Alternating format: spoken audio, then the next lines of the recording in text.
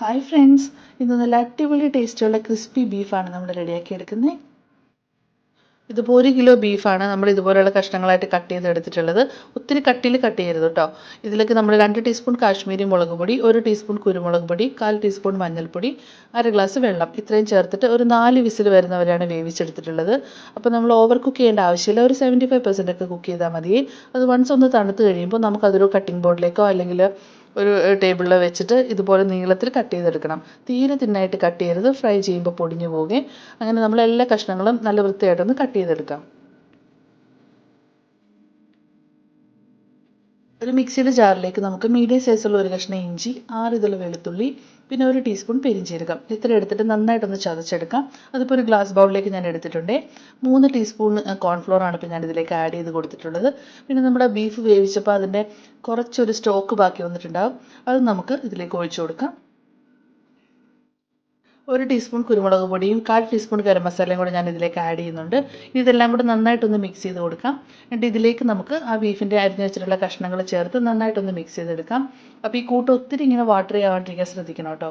ഇപ്പോൾ ആ ബീഫിൻ്റെ സ്റ്റോക്ക് ഒത്തിരി ഉണ്ടെങ്കിൽ അത് മുഴുവൻ കൂടെ ഒഴിക്കേണ്ട ആവശ്യമില്ല. ഒരു 1/4 ഗ്ലാസ്സൊക്കെ മാക്സിമം ഒഴിക്കാം അവിടെ. ഇനി ഇതിലേക്ക് നമുക്ക് 2 ടീസ്പൂൺ ചില്ലി ഫ്ലേക്സും കൂടി ചേർത്ത് നന്നായിട്ടൊന്ന് മിക്സ് ചെയ്ത് റെസ്റ്റ് ചെയ്യാനായിട്ട് മാറ്റി വയ്ക്കാം. ഒരു അരമണിക്കൂറെങ്കിലും മിനിമം വെക്കണേ.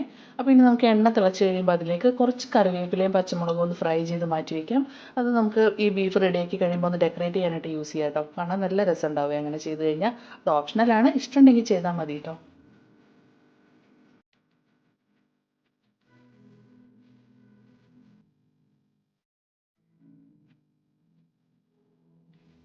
ഇനി ഈ എണ്ണയിലേക്ക് നമുക്ക് നേരത്തെ തന്നെ മാരിനേറ്റ് ചെയ്ത് വെച്ചിട്ടുള്ള ആ ബീഫ് ഒന്ന് ചേർത്ത് കൊടുക്കാം. ഒരു ഫോർക്കോ സ്പൂണോ അങ്ങനെ എന്തെങ്കിലും യൂസ് ചെയ്തിട്ട് തമ്മിൽ ഒട്ടിപ്പിടിക്കാതെ ഇങ്ങനെ വിടുത്തി വേണം നമ്മൾ ഇട്ട് കൊടുക്കാനായിട്ട്. ഹൈ ഫ്ലെയിമിലിട്ടാണ് നമ്മളിത് കുക്ക് ചെയ്യാൻ പോകുന്നത്. അപ്പോൾ കരിഞ്ഞു പോകാതിരിക്കാനായിട്ട് നമ്മൾ ശ്രദ്ധിച്ചോണം. അപ്പോൾ ഇത് അടുപ്പത്ത് വെച്ചിട്ട് വേറെ പണിക്കൊന്നും പോകരുത്, ഇതിൻ്റെ കൂടെ തന്നെ നിൽക്കണം. അപ്പോൾ തിരിച്ച് മറിച്ച് നമ്മൾ ഇട്ട് കൊടുക്കണം. രണ്ട് സൈഡ് നല്ല ക്രിസ്പി ആവുന്നവരെ വേണം ഫ്രൈ ചെയ്തെടുക്കാനായിട്ട്.